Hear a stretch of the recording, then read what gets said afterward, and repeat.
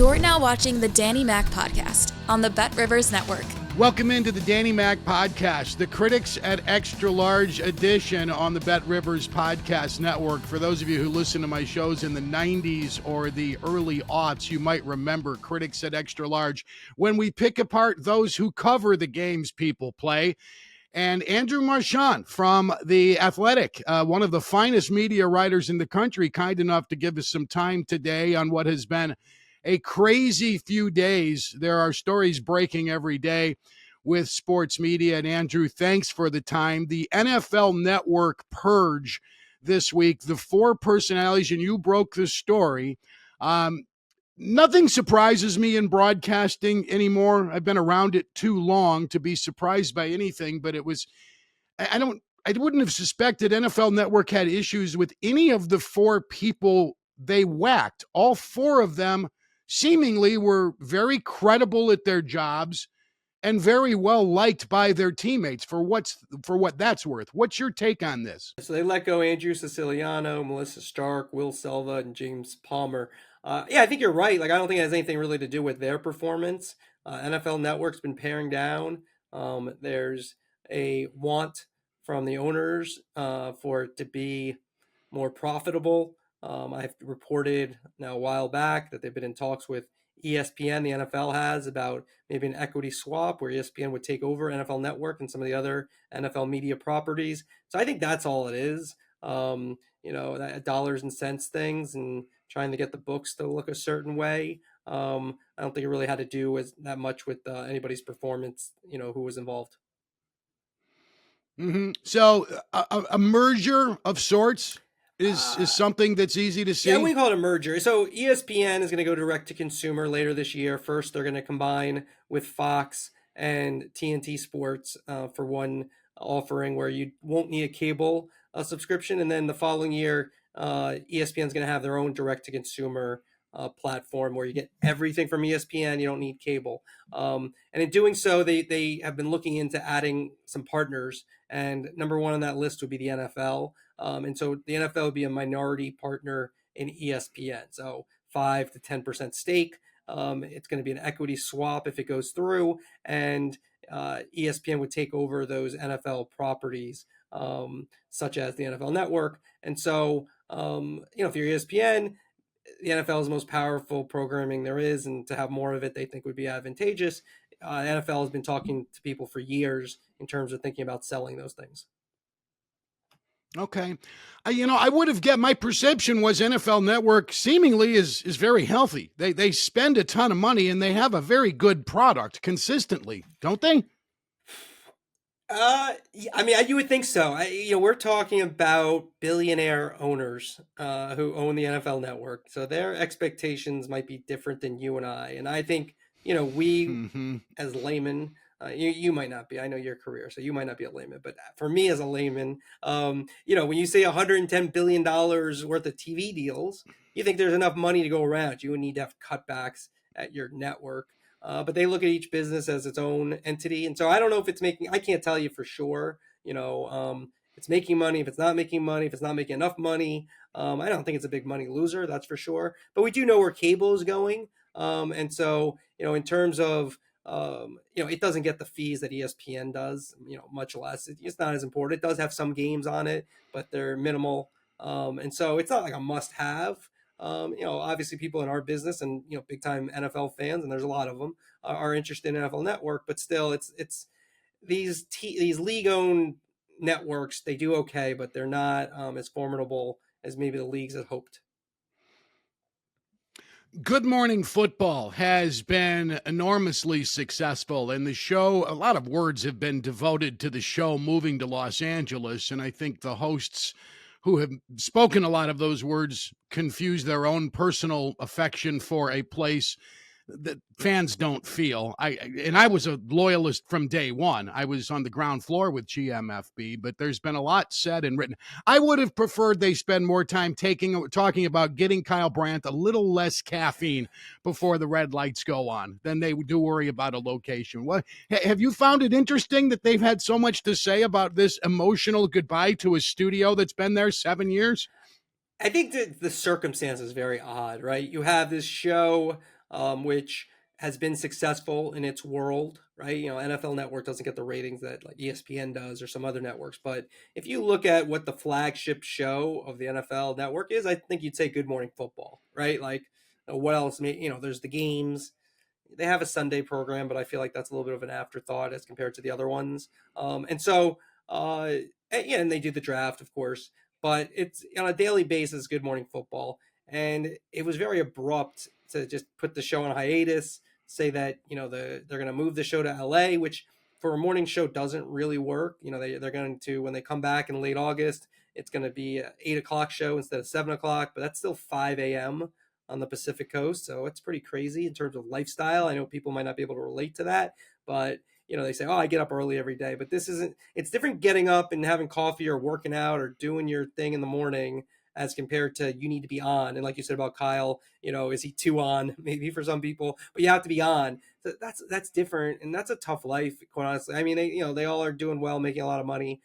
So nobody's going to have a little violin out for them, but just the hours, those are difficult. I rooted for Kyle Brandt early on. He's a local guy, went to Stevenson High School, had an interesting career path to get to GMFB, but I can't take him bouncing off the walls anymore. And I don't know if it was that noticeable in the early days of Good Morning Football. If it did, it didn't bother me as much as it has become, but I sense he views that as his show, and there were some very awkward moments this past season. Did you catch the exchange he had with Peter Schrager over whether he deserved to be on the NFL media's arm wrestling in their fantasizing about an arm wrestling tournament? Schrager pushed back on that, saying, "Whoa, wait, you really want to put your name?" It was compelling. It was fun, but it was like afternoon drive in Indianapolis. It's what it felt like on a national show. Did you catch that exchange or hear about it? I didn't see that. I mean, but yeah, I could see, I understand, and understand what you can say and the dynamic, with that show. It's been a changing one over the years, without, Nate Burleson left and they brought in McCourty. And so, it has kind of evolved into Schrager's and Brandt as the lead people, because Kay Adams was no longer on the show, Burleson was on the show, and then you had the newcomers in Erdahl and McCourty. But I didn't see that exchange, but I could see the maybe some awkwardness there. Let's widen the focus a little bit. NFL media. Who are some guys who maybe not getting a ton of talk? I don't care if it's a studio show, a play-by-play guy, or an analyst. Guys who aren't necessarily household names right now, but you believe very soon will be. Any new rising stars you have in your crystal ball? Yeah, I think a couple. I mean, I like Adam Amin a lot. Obviously in your neck of the woods. Already you see him a lot. He's number 3 at Fox. Does back. Is not the number one guy on baseball, but I think it's excellent. Jason Benetti also not a football guy, not NFL guy, but excellent. We've seen Noah Eagle come to the forefront. I think he has a big future.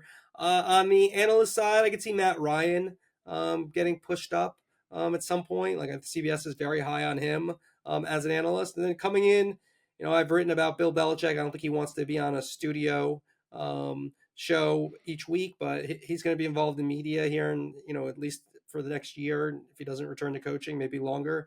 And then Jason Kelce is also another guy to watch out for. He'll probably be on one of the studio sets. Can't get enough of the Kelces. Do you think Tony Romo is taking the criticism he received in January and February to heart this offseason? Has that been a wake-up for Romo?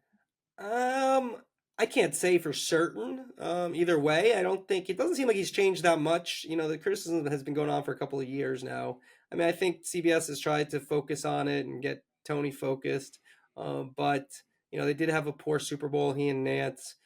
So I can't say if if this is a time is going to be different, but it hasn't in the recent past. So I'm not really sure. That Nance Romo dynamic is kind of awkward, in terms of how they interact on the air, and so I don't know if it'll be that different. But you got to give him a chance. As always, I always like to to judge what you hear, not what you think you're going to hear. And so, perhaps, but I can't say for certain that he's like, in the office every day studying film. I tend to doubt that he is, but but maybe. Hopefully Chris Jones makes the first tackle because he knows where he went to college. He doesn't give you a lot of background stories, but that's people like him because he seems to enjoy being there. Although that is one, it seemed like the NFC AFC championship game. It almost seemed like there was a playoff going on between Greg Olsen, who did such a great job doing the NFC, and Romo doing the AFC games. The way social media sort of pitted the two against each other, Olsen playing for his job, analyzing things right and left. He was terrific. Isolation blocks with George Kittle of the Niners, and Romo stumbling through his assignment. It was really ratcheted up, and I can't help but think that, man, I don't care how much money you're making. When it gets that amplified, it has to hurt a little bit. Yeah, I mean, for sure. Tony has kind of always let it kind of roll off his back, or at least publicly he has. And I mean, he's making $18 million in total value each season. So, I mean, that kind of can be a salve for you or I saying he's not that great on the air. Would you rather have us saying it's great or 18 mil? So, but with him and Olsen, Olsen now is the guy who's on the rise. Romo was that person. And so, his defenders will say that, that's the normal progression and now you're a hater. But, Olsen is very prepared. I mean, I think what Tony was helped by when he was originally off the field is the naturalness that he came and the enthusiasm. But he also had just been studying film for 14 years. And that gives you a big advantage when you're looking at the game to quickly, understand stuff. That's where Brady will be very interesting to watch, because now when the further you get away from the field, the more studying you have to do on your own. So you know what you're looking at. The game changes, the people change. The NFL, there's such turnover. And, if you want to be great as an analyst, you have to, I'm not going to say 365 day a year job, but you just need to do the work. And I think that's really important. You can tell Olsen's been doing the work. I want to ask you about ESPN changes. News breaks late last week. Norby Williamson, behind the scenes chief, out after 40 years. He's the kind of guy, I told my producer, Sam Michael, when you shake his hand, you immediately want to count the fingers on your hand after that handshake. Our relationship wasn't very warm, and it was only very brief.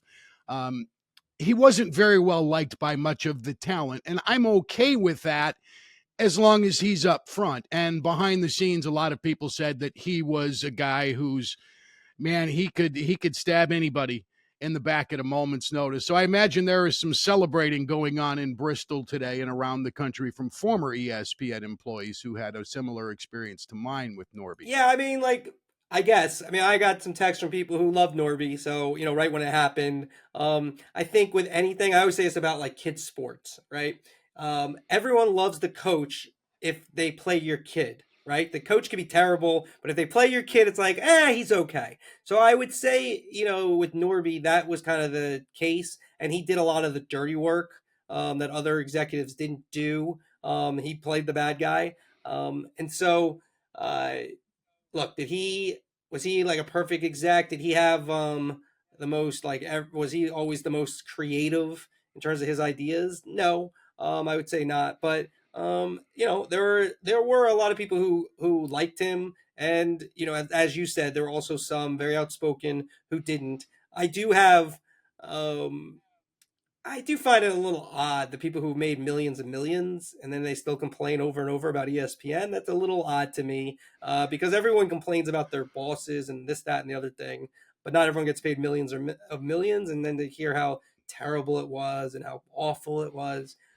Okay, I mean, maybe, but yeah, he was influential. There's no doubt he was one of the most influential executives over the last 4 decades. Last thing I want to ask you about, Andrew, and it's great to have you on with me today. In Chicago, the Bears are news 365 days a year, regardless of where they're drafting or who's on the roster. We love our Bears in this town. Maybe that's a big part of the problem. But they are nationally so easy to look at right now with the 1st and 9th picks. And I would expect at the end of the month, when we all finally get confirmation it's Caleb Williams, that's going to be ratcheted up even more. Chicago could be the epicenter of the NFL world this coming season. Do you see it that way, or do you think I'm looking at it too provincially? I mean, to a degree, like I think, yeah, the Caleb Williams is going to be a huge deal, especially if he performs. And the Bears are always a big deal. I mean, if you look at their TV ratings, the networks all want them on because of Chicago, because of the Bears, and because of the popularity. So either way, it's going to be a big story. It will become larger the better he plays. If he ends up being a bust, then it will fade. But if he's good, his personality. He's kind of unique in a lot of respects, I think, and stands out. And so I think he's going to be, you mentioned Norby. He'll be like a Norby Williamson type divisive, person in terms of people loving him or hating him. And so, on a larger scale, of course, the Norby as the number one pick for the Chicago Bears. Success does have its enemies, no question. Andrew Marchand, thank you so much for the time. I enjoyed it. Keep up the great work for the Athletic. Great, thanks, Danny Mac. Be well. That's Andrew, and I am so glad you joined me for this podcast today. Thanking all of our guys on the Bet Rivers Podcast Network who make it happen. Adam Delavitt, the big boss, Randy Merkin, who takes care of all of our guest bookings, Alex Pastor and Troy Mocker, as well as Sam Michael. Have a great next few days back near the end of the week. I'm Dan McCall.